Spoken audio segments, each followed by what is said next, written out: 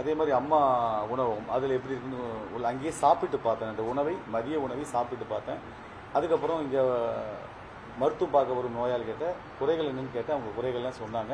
அந்த குறைகளை எடுத்து சொன்ன உடனே மருத்துவ முதல்வர்கள் 2 குறைகளை உடனே இப்போயே நிவர்த்தி பண்ணி வச்சாங்க. மீதியெல்லாம் எங்கள் கழக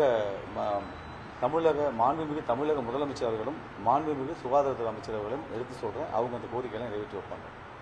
சேலம் அரசு மருத்துவமனை பொறுத்தவரைக்கும் அதிகமாக டாக்டர்கள் பற்றாக்குறை அதிகமாக சொல்கிறாங்க. அதுக்கு என்ன பண்ணுறது? இல்லை, நான் இன்னும் அதெல்லாம் கேட்கல. வந்தோடனே ட்ரீட்மெண்ட் பார்த்தேன். மீதி மக்களிடம் குறைகளை கேட்டேன். அதை மட்டும் தான் கேட்டிருக்கேன். இனிமேட்டு உள்ளே என்ன இருக்குன்னு பார்க்கலாம். அதுக்கு மாண்பு சுகாதாரத்துறை அமைச்சர் அவர்கள் இருக்காங்க, அவங்களும் வருவாங்க. நான் இந்த மாவட்டம் சேலம் மாவட்டம் தெற்கு சட்டமன்ற தொகுதி வேட்பாளர் அமைச்சர்கள் மூலம் நானும் அது என்னன்னு கேட்டு தெரிஞ்சுக்கிட்டேன். அதை அவங்ககிட்ட தமிழக முதலமைச்சர் மாண்புமிகு தமிழக முதலமைச்சர் அவர்கள் எடுத்து சொல்லி அதுக்கு என்ன தேவை பண்ணுவேன்.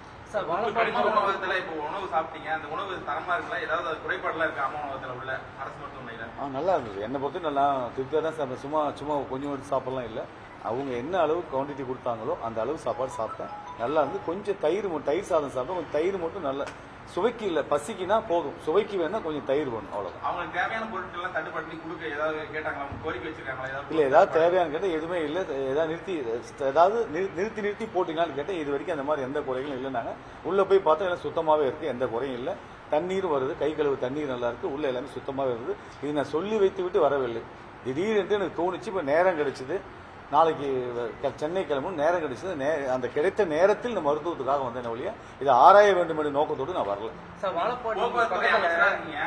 போக்குவரத்துறை அமைச்சர் நீங்க தான். அதாவது தேர்தல் வாக்குறுதியில பெண்களுக்கான இலவச பயணம் குறித்து அறிவிக்கப்பட்டது. அதற்கான திட்டங்கள் ஏதாவது இப்ப தொடங்கப்பட்டிருக்கா? இதற்கான பணிகள் தொடங்கி இருக்கீங்களா? அதற்கான பணிகள் தொடர்ந்து ஆலோசனை எல்லாமே நடந்துகிட்டு இருக்கு. கூடி சீக்கிரம் மாண்புமிகு தமிழக முதலமைச்சர் அவர்கள் அறிவிப்பார்.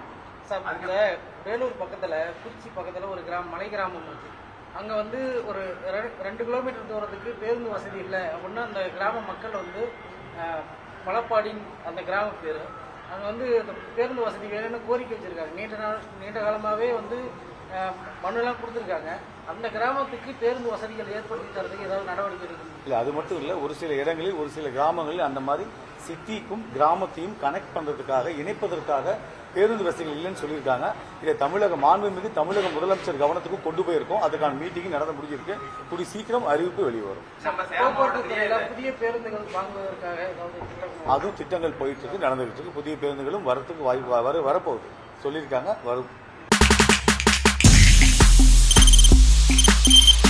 தவிர்க்க முடியாத தம்ப்நெயில்ஸ், கலக்கலான கண்டென்ட்ஸ், சினிமாவும் சீரியஸ் பிரச்சனைகளும், பல வருடங்கள் இடைவெளிக்கு பிறகு இந்த படத்துல ஒரு கலகலப்பும் கைகலப்பும்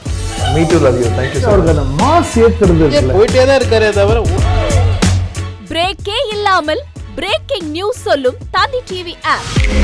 இன்ஸ்டா தலைமுறை வரை இறங்கி அடிக்கும் தந்தி டிவியின் டிஜிட்டல் எக்ஸ்க்ளூசிவ். அது தண்ணிக்குள்ள போகும்போது ஹேங் ஆயிடுச்சு. உங்களுக்கு விஜய் சார் எந்த அளவுக்கு ரொம்ப பிடிக்கும்? Of course, Malayalis are huge Vijay sir fans. 2 பேருமே ரொம்ப பிடிக்கும் எனக்கு.